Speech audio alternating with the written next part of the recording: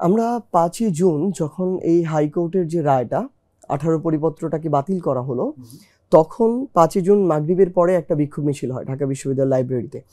6ই June science library, central লাইব্রেরির স্টুডেন্টরা 10 থেকে 12 জন, যেখানে আমরা ছিলাম, আমি, নাহিদ, হাসনাত, আসিফ, বাকের, কাদের, আমরা সব একসাথে বসে সিদ্ধান্ত নেই 6 জুন সকালে 11টার দিকে সিদ্ধান্ত নেওয়া হয় যে আমরা 3টার দিকে আমাদের যে প্রোগ্রামটা, এই প্রোগ্রামটা করব, শহীদ মিনারে আমরা করি।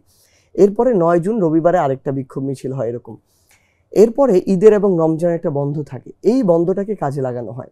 এই বন্ধে যারা স্বায়ত্তশাসিত বাংলাদেশের পাবলিক বিশ্ববিদ্যালয়গুলো রয়েছে, প্রাইভেট বিশ্ববিদ্যালয় কয়েকটি, তাদের সাথে আমাদের যোগাযোগ করার চেষ্টা করা হয় এবং তাদের সাথে আমাদের এই কমিউনিকেশনটাই পরবর্তীতে আমাদেরকে হেল্প করে একটা সিঙ্গেল ব্যানার, বৈষম্য বিরোধী ছাত্র আন্দোলন, এই ব্যানারে একই দিনে একই সময়ে একই প্রোগ্রাম থ্রো করতে, যেটা আসলে আমাদের প্রোগ্রামের মানে চাপটা সরকারের উপরে, এই চাপ তৈরি করেছিল। আলাদা আলাদা হলে এই চাপটা কখনো তৈরি হতো না।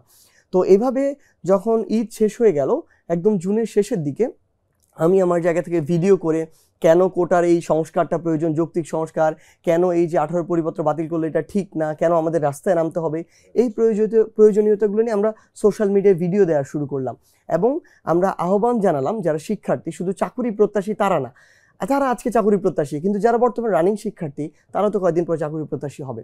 তো সবাই যেন রাজপথে নেমে আসে, এটার জন্য এই আহ্বানগুলো আমরা বিভিন্নভাবে জানাতে থাকলাম, সোশ্যাল মিডিয়ায় পোস্ট দিয়ে, বিভিন্ন গ্রুপে পোস্ট দিলাম, আলাদা করে কমিউনিকেট করলাম এবং ফাইনালি আমরা যতটুকু প্রত্যাশা করেছিলাম 1 জুলাইয়ে যে ঢাকা বিশ্ববিদ্যালয় কেন্দ্রীয় লাইব্রেরির সামনে সংখ্যাটা এমন হবে, তার চেয়ে অনেক বেশি একটা সংখ্যা ছিল। যেই মিছিলটা নিয়ে আমরা ঢাকা বিশ্ববিদ্যালয় থেকে, আমাদের মনে আছে, ভিসি চত্বর হয়ে আমরা যে মিছিল, একটা বিক্ষোভ মিছিল করেছিলাম, মানে আমরা হয়তো প্রত্যাশা করেছিলাম কয়েকশো স্টুডেন্ট হবে, কিন্তু যেটা হাজারকে ছাড়িয়ে গিয়েছিল।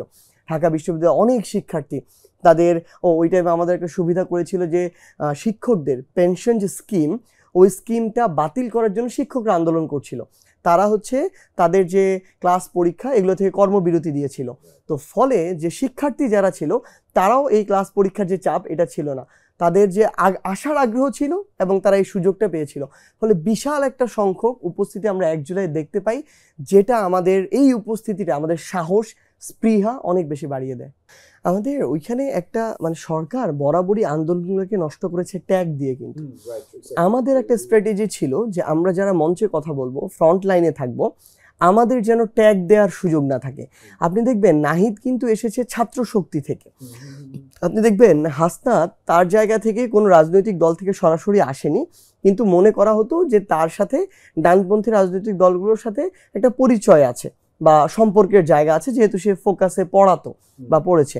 আমি এর আগে যেহেতু ঢাকা বিশ্ববিদ্যালয়ে হলে থাকতে হলে প্রথম, দ্বিতীয়, তৃতীয় বর্ষে বাধ্যতামূলক ছাত্রলীগের প্রোগ্রাম গেস্টরুম করতে হতো, আমি সেই কালচারটার মধ্যে দিয়ে গিয়েছি। সো আমরা 3 জন যখন যে কোনো একটা ঘোষণা আপনি দেখে থাকবেন, ফাইনালি শাহবাগে যে কর্মসূচি ঘোষণা হতো, আমরা 3 জন দাঁড়াতাম কিন্তু সাফল করে। এই 3 জন যখন একসাথে দাঁড়াতো, এখানে ট্যাগ দেওয়ার কোনো সুযোগ থাকতো না, কারণ 3 জন 3 ব্যাকগ্রাউন্ডের, সরকার বিরোধী ট্যাগ দেয়া, জামাত শিবির ট্যাগ দেয়া কোনো সুযোগ ছিল না। সো এটা ছিল আমাদের স্ট্র্যাটেজি, যে আমরা যদি আন্দোলনকে একটা বড় পর্যায়ে নিতে চাই, আমাদেরকে যেন ট্যাগ দিয়ে আন্দোলনটা নষ্ট না করা যায়। আমার মনে হয় এই কৌশলটা শুরুতে আমাদেরকে বড় হতে, আন্দোলনটা বড় করতে সহযোগিতা করেছে।